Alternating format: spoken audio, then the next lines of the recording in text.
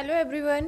Tomar classes के इस platform पर आप सभी का स्वागत है। और आज जैसे कि हमने कल सुप्रीम कोर्ट के बारे में बात की थी या सुप्रीम कोर्ट से संबंधित एमसीक्यू हमने चर्चा किया था, और आज हम उच्च न्यायालय से संबंधित जो भी हमारे एमसीक्यू हैं उसके बारे में हम डिटेल से चर्चा करेंगे।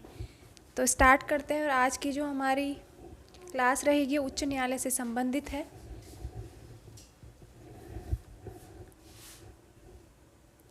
और उच्च न्यायालय से संबंधित जो हमारा ये पहला क्वेश्चन है, भारतीय संविधान में उच्च न्यायालय से संबंधित प्रावधान उल्लिखित है। तो इसका सही ऑप्शन क्या होगा? पहला ऑप्शन है भाग 6 आर्टिकल 214 से 231 है। ऑप्शन नंबर बी है भाग 6 अनुच्छेद 214 से 235 में है। या ऑप्शन नंबर सी जो है भाग 5 और आर्टिकल 217 से 231। तो इसका डी इनमें से कोई नहीं। तो इसका सही आंसर क्या हो जाएगा? तो इसका जो सही आंसर है वो है ऑप्शन नंबर ए जो है इसका सही हो जाएगा। यानी कि जो हाई कोर्ट से संबंधित जो हमें प्रावधान देखने को मिलता है वो है भाग 6 और अनुच्छेद 214 से लेकर 231 में हमें ये प्रावधान देखने को मिलता है। नेक्स्ट क्वेश्चन देख लेते हैं कि नेक्स्ट क्वेश्चन क्या है। नेक्स्ट क्वेश्चन है, ये क्वेश्चन नंबर 2 है। वर्तमान में राज्यों तथा संघ राज्य क्षेत्रों के लिए कुल उच्च न्यायालय की संख्या है तो कितनी है? 25 है, 30 है या 28 है? उपरोक्त में से कोई नहीं। तो इसका जो सही आंसर है वो है हमारा 25। यानी ऑप्शन नंबर ए जो है इसका सही हो जाएगा।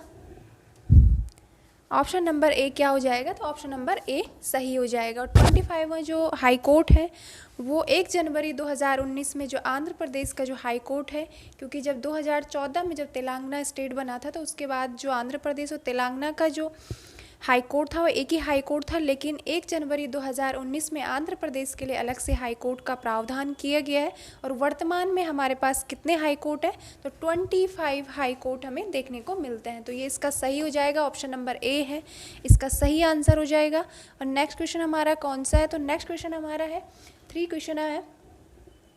और कौन सा कथन सुमेलित है? ऑप्शन नंबर ए है न्यायाधीशों की अर्हता यानी क्वालिफिकेशन। ऑप्शन नंबर बी है कार्यकारी न्यायाधीश। ऑप्शन नंबर सी है सेवानिवृत्त न्यायाधीश। और ऑप्शन नंबर डी है रिट की अधिकारिता 2 to 8। तो इसका क्या सही नहीं है? इसमें हमें ये बताना है कि सही नहीं है। तो इसका जो सही आंसर हो जाएगा वो क्या हो जाएगा? तो सही आंसर इसका ऑप्शन नंबर डी हो जाएगा। यानी कि जो रिट की जो अधिकारिता है, रिट की जो शक्ति हमें देखने को मिलती है उसका जो उल्लेख किया गया है वो आर्टिकल 2 to 8 में न होकर के 2 to 6 में इसका उल्लेख हमें देखने को मिलता है। यानी 226 में हमें रिट अधिकारिता के संबंध में प्रावधान देखने को मिलता है। और सेवानिवृत्त के संबंध में क्या है? 2 to 4 का जो क है। और कार्यकारी न्यायाधीश जो है वो हमें देखने को मिलते हैं 223 में। और यहाँ पे जो 223 ये मुख्य न्यायाधीश कर दीजिएगा आप कि जो मुख्य कार्यकारी जो न्यायाधीश होते हैं, तो मुख्य कार्यकारी जो न्यायाधीश हैं, तो मुख्य कार्यकारी न्यायाधीश जो है उनका जो प्रावधान किया गया है वो 2 to 3 में किया गया है। जबकि जो अन्य कार्यकारी जो न्यायाधीश होते हैं उनका जो उल्लेख किया गया है 2 to 4 में हमें देखने को मिलता है। 224 में हमें उनका उल्लेख देखने को मिलता है। नेक्स्ट क्वेश्चन हम देख लेते हैं। नेक्स्ट क्वेश्चन हमारा क्या रहने वाला है? नेक्स्ट क्वेश्चन है, क्वेश्चन नंबर 4 है। कौन सा कथन उच्च न्यायालय के न्यायाधीशों के संबंध में सही नहीं है? पहला ऑप्शन है कम से कम 10 वर्षों तक न्यायिक पद धारण कर चुका व्यक्ति ही उच्च न्यायालय में न्यायाधीश बन सकता है।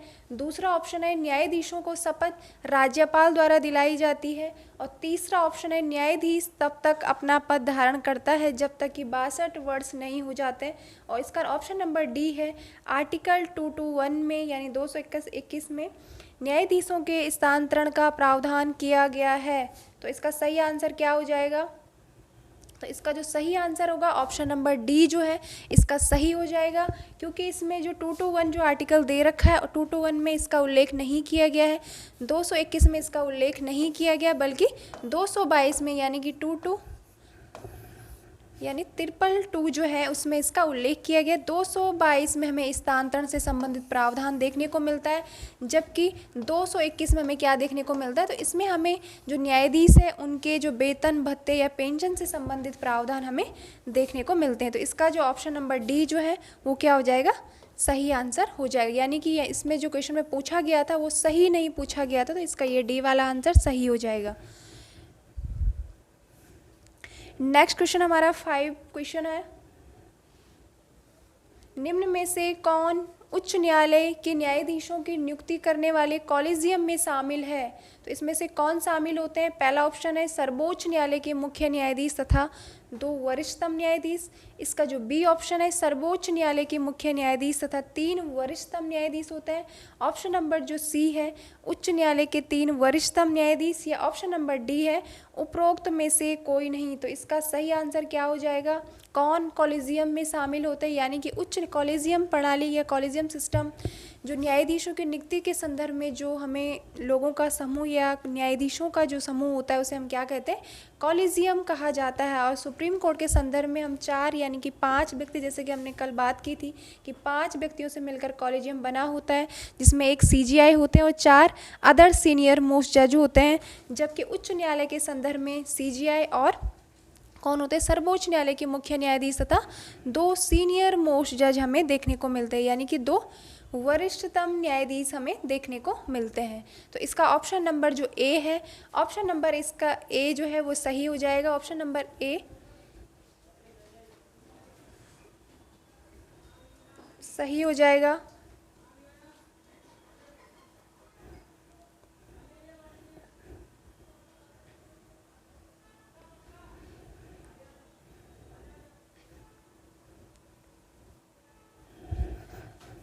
और इसका ऑप्शन नंबर जो ए है वो सही हो जाएगा। नेक्स्ट क्वेश्चन हम देख लेते हैं। नेक्स्ट क्वेश्चन हमारा कौन सा है?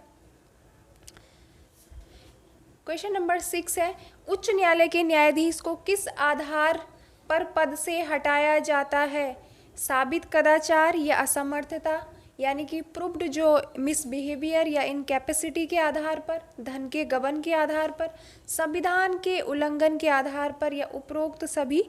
तो इसका क्या सही हो जाएगा? तो इसका सही आंसर जो हो जाएगा वो है साबित कदाचार या असमर्थता, यानी कि प्रूव्ड जो मिसबिहेवियर यानी इनकैपेसिटी के आधार पर, मिसबिहेवियर तथा इनकैपेसिटी के आधार पर हटाया जाता है। इसका ऑप्शन नंबर ए सही हो जाएगा। और जो हटाने के संदर्भ में जो हमें देखने को मिलता है, तो 2 बार ये प्रक्रिया हमें देखने को मिलती है। पहले जो व्यक्ति थे वो थे सौमित्र सेन थे और पीडी दिनाकरन जो थे। 2 व्यक्तियों के संदर्भ में अभी तक हमने ये प्रोसेस देखने को मिलती है, हटाने की जो प्रक्रिया है, सौमित्र और पीडी दिनाकरन जो थे।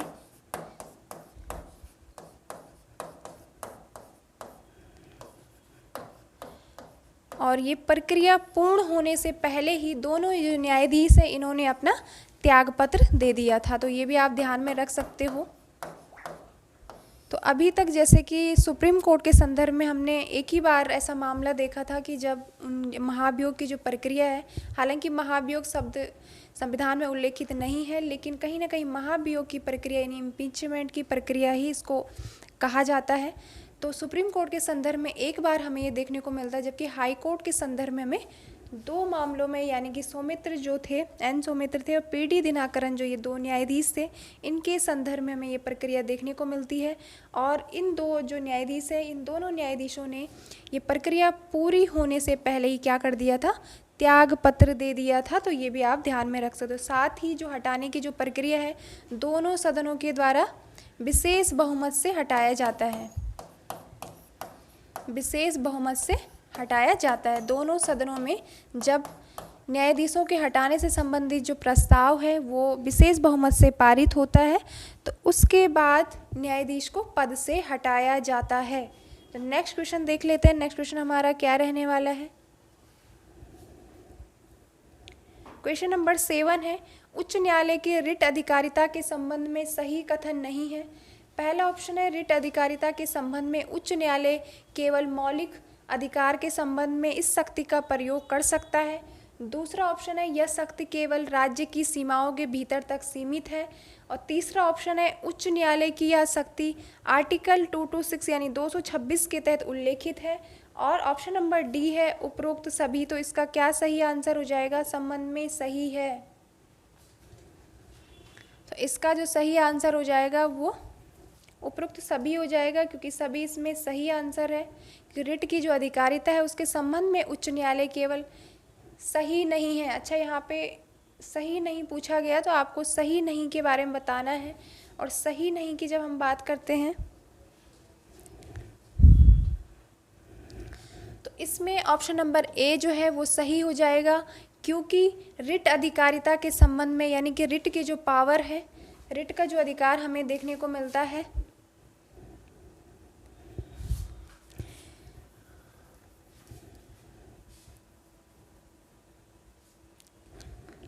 रिट की जो अधिकार हमें देखने को मिलता है उसके संबंध में केवल मौलिक अधिकारों के संबंध में ही नहीं बल्कि विधिक जो अधिकार होते हैं उनके संबंध में भी ये अधिकार देखने को मिलते हैं। कि यहाँ पे केवल शब्द का जो प्रयोग किया गया है तो केवल मौलिक अधिकार के संदर्भ में नहीं बल्कि जो विधिक अधिकार होते हैं उनके संबंध में भी हाई कोर्ट रिट जारी कर सकते हैं। और ये सुप्रीम कोर्ट के अगर तुलना करें हम सुप्रीम कोर्ट से, तो सुप्रीम कोर्ट केवल मौलिक अधिकारों के संदर्भ में रिट जारी कर सकता है, जबकि हाई कोर्ट न केवल मौलिक अधिकार बल्कि विधिक अधिकारों के संबंध में भी रिट जारी कर सकता है। तो ये भी आप ध्यान में रख सकते हो। तो इसका ऑप्शन नंबर जो ए है इसका सही आंसर हो जाएगा।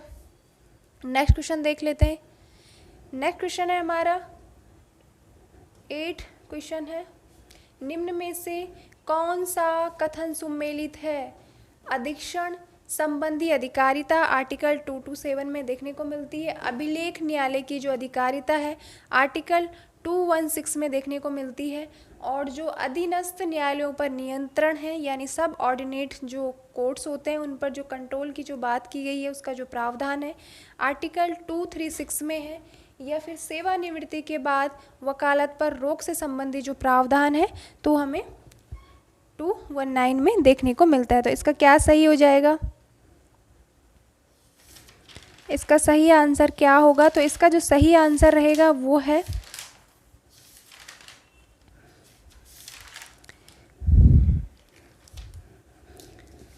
इसका सही आंसर जो है ऑप्शन नंबर ए इसका सही हो जाएगा, क्योंकि जो यहाँ पे अधीक्षण संबंधी जो अधिकारिता है वो आर्टिकल 227 में ही हमें देखने को मिलती है।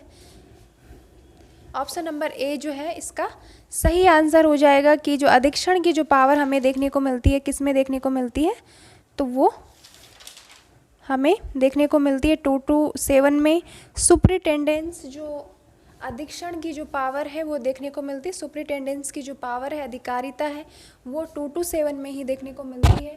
अभिलेख न्यायालय की अधिकारिता जो है इसका जो सही आंसर है 216 जो है, तो इसमें क्या है उच्च न्यायालयों के गठन की बात की गई है, जबकि इसका सही आंसर हो जाएगा 215 यानी जो अभिलेख न्यायालय के संदर्भ में जो प्रावधान किया गया है वो आर्टिकल 215 में किया गया है और 216 में उच्च न्यायालयों के गठन के संबंध में प्रावधान किया गया है। और जो अधीनस्थ न्यायालयों पर नियंत्रण की बात है तो इसका सही आंसर क्या हो जाएगा?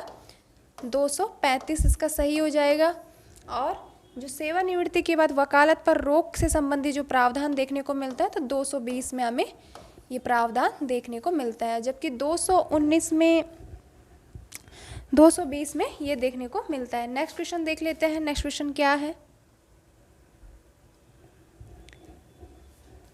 क्वेश्चन नंबर 9 है, जिला न्यायाधीश के संबंध में संविधान में उल्लेख किया गया है, यानी कि जो जिला न्यायाधीश होते हैं उनके संदर्भ में संविधान में हमें किस आर्टिकल में प्रावधान देखने को मिलता है? पहला ऑप्शन है आर्टिकल 233 से लेकर 235 में, दूसरा ऑप्शन है 234 से लेकर 235 में और तीसरा ऑप्शन है आर्टिकल 233 से लेकर 236 में और उपरोक्त में से कोई नहीं। तो इसका क्या सही आंसर हो जाएगा? तो इसका सही आंसर ऑप्शन नंबर ए हो जाएगा, यानी कि अनुच्छेद 233 से लेकर 235 में यह व्यवस्था हमें देखने को मिलती है। कौन सा सही हो जाएगा? तो ऑप्शन नंबर ए जो है इसका सही आंसर हो जाएगा, ऑप्शन नंबर ए। और जिला न्यायाधीश क्या होते हैं? तो जिला न्यायाधीश जो होते हैं ये डिस्ट्रिक्ट के यानी किसी भी जिले के क्या होते हैं? सर्वोच्च न्यायिक अधिकारी होते हैं। और इनके पास जो अधिकारिता होती है न केवल सिविल न्यायालय या सिविल मामलों की होती बल्कि आपराधिक मामलों की अधिकारिता भी हमें देखने को मिलती है। और जब ये जो सिविल मामले होते हैं, तो जब ये उनकी सुनवाई कर रहे होते हैं तो उस समय इनको जिला न्यायाधीश कहते हैं, यानी डिस्ट्रिक्ट जज कहते हैं। और जब ये आपराधिक मामलों के संबंध में सुनवाई कर रहे होते हैं तो उस समय इन्हें सत्र न्यायाधीश यानी कि सेशन जज भी कहते हैं। इनका जो कार्य होता है, जो भी सब ऑर्डिनेट जो कोर्ट्स होते हैं उनका निरीक्षण का काम यानी उनका इंस्पेक्शन का जो काम होता है वो जिला न्यायाधीश के संदर्भ में देखने को मिलता है। नेक्स्ट क्वेश्चन देख लेते हैं। नेक्स्ट क्वेश्चन हमारा क्या है? नेक्स्ट क्वेश्चन है हमारा 10 नंबर का क्वेश्चन है, फास्ट ट्रैक कोर्ट की सिफारिश की गई थी। पहला ऑप्शन है 11वें वित्त आयोग के द्वारा, दूसरा ऑप्शन है द्वितीय न्यायाधीश मामले में, तीसरा ऑप्शन है 12वें वित्त आयोग के द्वारा, और इसका ऑप्शन नंबर घ यानी कि जो डी है उपरोक्त में से कोई नहीं। तो इसका क्या सही आंसर हो जाएगा? फास्ट ट्रैक कोर्ट क्या होती है और इसका सही आंसर क्या है? ऑप्शन नंबर ए है, ऑप्शन नंबर बी है, ऑप्शन नंबर सी है। तो क्या इसका सही आंसर हो जाएगा? तो ऑप्शन नंबर ए जो है वो इसका सही आंसर हो जाएगा। 11वें वित्त आयोग की सिफारिश पर फास्ट ट्रैक कोर्ट जो है उनके संबंध में व्यवस्था की गई थी। फास्ट ट्रैक कोर्ट क्या होता है कि जो आपराधिक प्रवृत्ति के जो लंबित मामले होते हैं तो उनको शीघ्र निपटान के लिए या शीघ्र निपटारे के लिए फास्ट ट्रैक कोर्ट के संबंध में व्यवस्था की गई है। और ये जो सिफारिश की गई थी 11वें वित्त आयोग के द्वारा ये सिफारिश की गई थी, या 11वें वित्त आयोग के संदर्भ में ये व्यवस्था हमें देखने को मिलती है। नेक्स्ट क्वेश्चन, और ये जो क्वेश्चन है ये आज की क्लास का हमारा अंतिम क्वेश्चन है। और ऐसे हम छोटी छोटी जो क्लास है या छोटे छोटे जो टॉपिक है उनके इस टाइप से कुछ MCQ लेके आएंगे आपके सामने। और कल से हो सके तो हम कोशिश करेंगे जो छोटे छोटे टॉपिक रहेंगे तो टॉपिक को ही डिस्कस करेंगे और उसी में हम देखेंगे किस टाइप के क्वेश्चन उनमें बनने की संभावना है। तो आज की क्लास को हम यहीं पे टर्मिनेट करते हैं। Thank you.